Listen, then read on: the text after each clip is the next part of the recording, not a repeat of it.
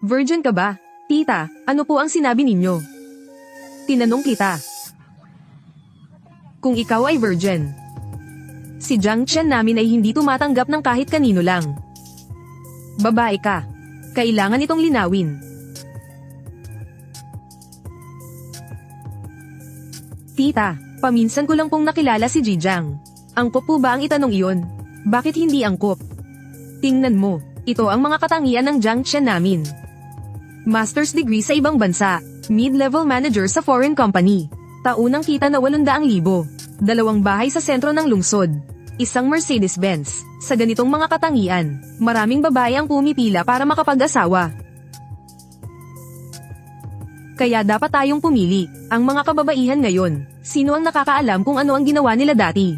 Sasabihin ko sa'yo, para makipag-date sa anak ko, kailangan mo munang magpa-check up ng buo sa perpektong ospital. Ultrasound ng puki, kasama ang nakakahawang sakit at ang gun ng hymen. Walang dapat kulangin. Kapag lumabas na ang resulta ng pagsusuri, saka tayo mag-uusap kung kwalipikado ka. Siya rin ba ang ibig mong sabihin? Sinusunod ko ang aking ina. Tingnan mo, ang galing makinig. Ang aking anak ay hindi naninigarilyo, hindi umiinom, hindi pumupunta sa mga bar. Ang card ng sweldo ay ibinibigay sa akin para i-manage. Ang galing na lalaki, tita. Kung nagkataon, may sarili rin kaming patakaran sa aming pamilya. Anong patakaran? Hindi kami nakikipag-date sa mga lalaking di pa humihiwalay sa gatas. Ano ang sinabi mo? Sabi ko, isang 30 taong gulang na lalaki. Ang kanyang ina pa ang mukhang dada. Ang salary card kailangan pa niyang itago ng nanay niya. Tita, hindi kayo naghahanap ng manugang. Naghahanap kayo ng yaya para sa isang malaking sanggol. Sandali. Tingnan mo ito. Regular check-up sa gynecology, regular na HPV-TCT, blood test, 4 na nakakahawang sakit. Buong set ng D-ultrasound, chromosomal karyotype analysis, pagsusuri ng integridad ng hymen. Wala ni isa ang pwedeng mawala. Kapag pumasa sa pagsusuri, saka tayo mag-uusap. Alam nyo ba kung ilang dalaga ngayon ang gustong mapang-asawa ang anak ko? Ito ay para sa responsibilidad ko sa lahi ng Jiang. Kung hindi birhen, hindi siya kukunin ng aming Jiang Chen. Tita, ang mga check-up na sinasabi ninyo, kahit nakapikit ay mabibigyan ko kayo. Nakalimutan kong magpakilala, ako ay taga-Provincial People's Hospital, doktor na espesyalista sa gynecology.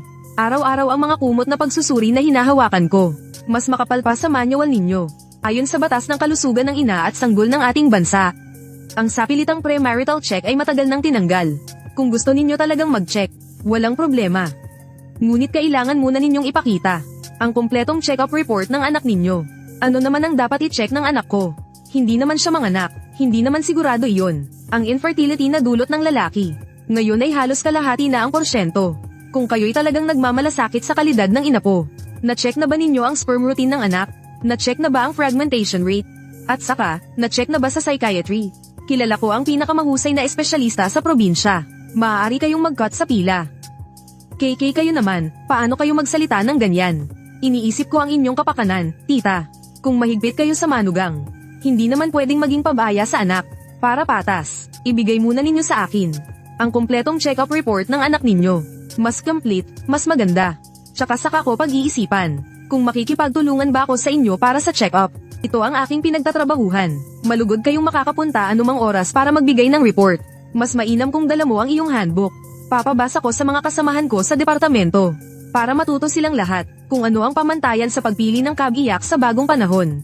Nanay. Anak, nakikita mo ba ang ugali niya? Dito na matatapos ang blind date natin ngayong araw. Paumanhin sa nasayang mong oras. Walang anuman. Siya nga pala, Ginoong Jiang. Sa pag-uwi, imungkahi sa iyong ina. Nadagdagan pa ang handbook. Lagyan ng isang pahina. Pagsusuri sa kalagayang pangkaisipan ng biyenan. Dahil ang relasyon ng biyenan at manugang ay mahalagang indikasyon ng maligayang pagsasama. Sandali lang. Bakit pumunta ka? Dahil sa utos ng iyong nanay. Para kunin ang address ng opisina ko. Para magreklamo sa akin. Sa uwian na lang tignan.